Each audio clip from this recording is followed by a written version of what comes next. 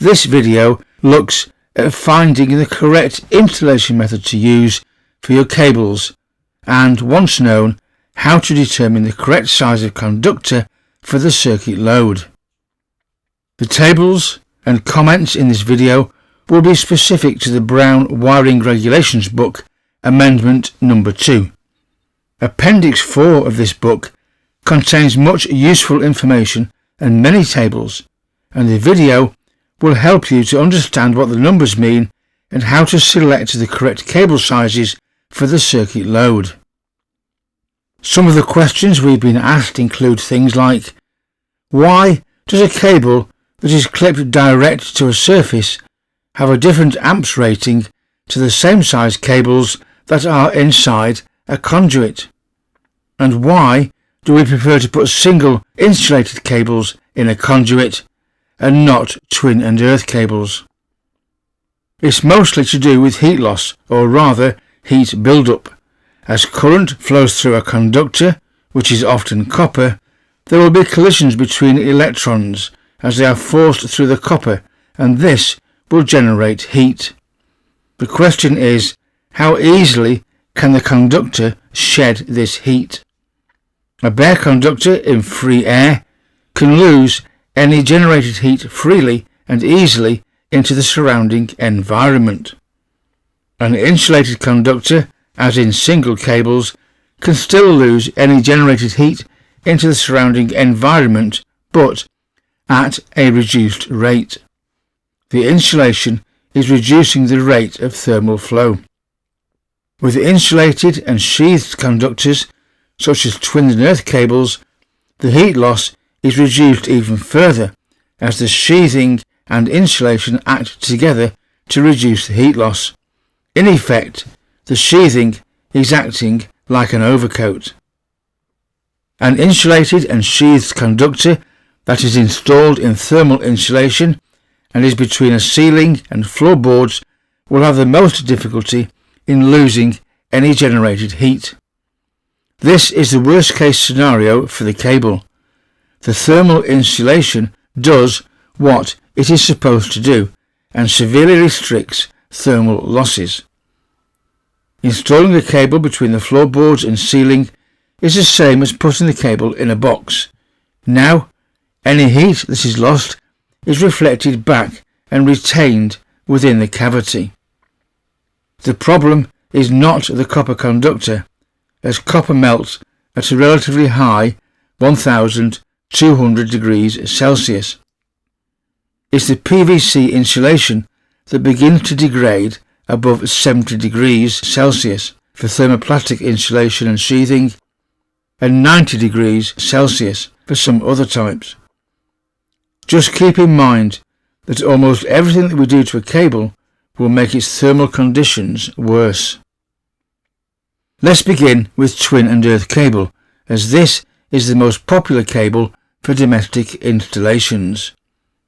Go to page 437 of the Brown Wiring Regulations book and look at table 4A2. On the left-hand side are the different installation reference methods that are relevant to just 70-degree twin and earth cable, with a simple sketch of the cables installed in thermal insulation, since this is often the case with domestic wiring, and a brief description of what you are looking at. In all four cases, we are told to consult table 4D5 on page 456 for details of current carrying capacity for different cable sizes and for each method. Finding page 456, we have a table just for twin and earth cable, or 70 degrees Celsius thermoplastic insulated and sheathed flat cable with a protective conductor as it is described here. It's an easy table to use. Looking along the columns, the conductor's CSA is shown in column number 1. Columns 2 to 5 show the maximum amps for the different cable sizes for methods 100 to 103. Data for reference methods A, B and C are shown in columns 6 to 8. The table will tell us how many amps that a particular twin earth cable can take without exceeding 70 degrees Celsius. Using 2.5 square millimeter as an example, if we install a cable clipped direct on a wall, then 27 amps of current is permitted according to the regulations. But if it is installed to reference method 103, completely surrounded by thermal insulation, we can only pass a maximum of 13.5 amps through it before we begin to degrade the insulation and sheathing, a massive 50% reduction in amps. If we look at a simple practical example, we can demonstrate how to use the tables to determine cable sizes. The question is, what are the minimum size conductors for line and neutral for the following example? A 7.5 kilowatt heater is to be installed in a scout hut and will draw 31 amps at maximum load. It will be wired in 70 degrees Celsius singles, and we are only interested in the line and neutral at this stage, as this example is a fault-free circuit. The sketch below shows the route of the cable. Using single insulated conductors, they pass through conduit that is clipped on a wall. The conduit then passes through a thermally insulating wall and re-emerges on another wall where it is on the wall again. Begin by using table 4A2 on page 433 to determine the applicable reference methods, and table 4D1A on page 448 to determine the required conductor sizes. Other factors are not taken into account for this example, as these are covered by other Learn Electrics videos. This is table 4A2 beginning on page 433. The table covers several pages, but we will only need the first page. We can see sketches of the different reference methods along with a short description of each, and all that we need to do is to simply select the applicable methods. Consulting table 4A2 on page 433, for the cables in conduit on a wall, we should look at item 4, and the description matches what we have. This tells us that we should use reference method B for the size of cables affected thus. For the cables in conduit that are in a thermally insulating wall, we are directed to use reference method A when choosing cable sizes, and the sketch and description match this. Now that we've selected the two reference methods, we should go to table 4A2 on page 433. So here are the cables in situ. The first part is reference method B, followed by reference method A, and finally reference method B again. So part of the route is method A and part is method B, and probably there will be different cable sizes. Now we need to find the minimum cross-sectional areas for the different methods. For this, we should go to table 4D1A on page 448. Let's begin with reference method B, cables in conduit on a wall, since this is the first part of the installation. We have two cables, line and neutral, and we are ignoring the CPC or earth for this exercise. The installation is single phase and AC. We must find a cable size with an amps value equal to or more than 31 amps in column 4. This is 32 amps, and now track to column 1 and find the minimum CSA of the cable for this part of the circuit.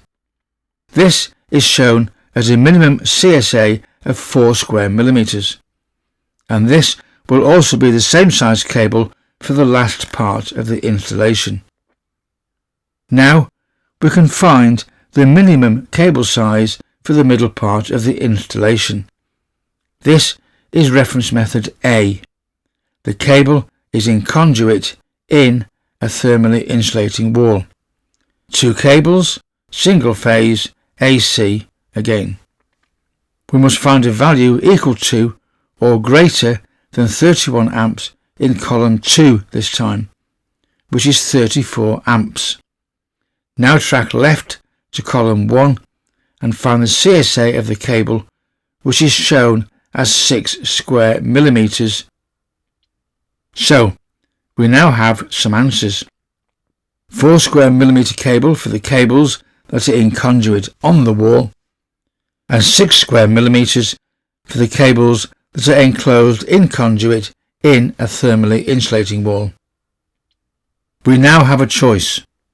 The middle part of the installation must be in 6 square millimeter cables, but the 2 outside parts can be in 4 square millimeter. Do we choose 6 square millimeter for the whole of the run, since this satisfies the minimum size for all parts? Or do we joint different sizes of cable at each point of change? In a domestic situation, or the scout hut in this case, it would make sense to have just one run of 6 square millimeters, since the extra cost of using 6 millimeter all the way will easily be a lot less than the cost of materials and time to joint the cables. And there is the added frustration of leaving the joint boxes accessible for future inspection. Me, personally, I would run 6 millimeter for the whole installation. Thank you for watching. I hope that you found this video informative. Please subscribe to our channel to get easy access to all of our videos, and remember to click on notify to be sure of not missing our next video. And don't forget, you can also type in Learn Electrics into the YouTube search bar to go directly to our channel at any time from any computer or smart device. We are always adding new videos to our channel, so don't miss the next one. And once again, thank you for watching, and we hope to see you again very soon.